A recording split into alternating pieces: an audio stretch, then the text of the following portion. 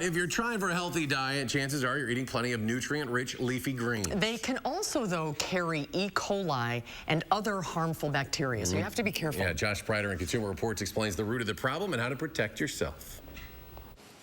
If you think you can't go wrong eating leafy greens like lettuce, kale, and spinach, you're mostly right. They've been linked to reduced risk of heart disease, some cancers, and type 2 diabetes. But behind their star-studded benefits lie risks that can be dangerous. Between 2006 and 2019, greens like romaine, spinach, and bags of spring mix were responsible for at least 46 national outbreaks of E. coli, causing many hospitalizations and even some deaths.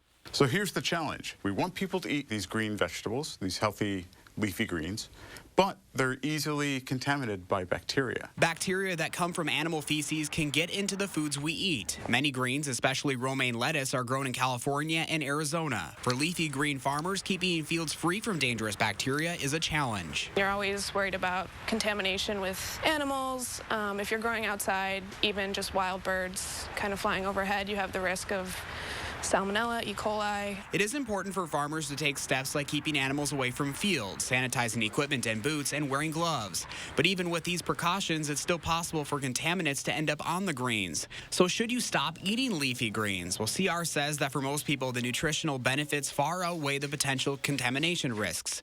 Not everyone who is exposed to Salmonella or E. coli gets sick, but for people who are most vulnerable, that includes pregnant women, older adults, infants, and young children, and anyone with a compromised immune system, they should carefully consider whether to eat raw greens. One of the best things you can do is cook it. So cook it to the point where it's wilted. For Consumer Reports, this is Josh Sprider with News 3 Now.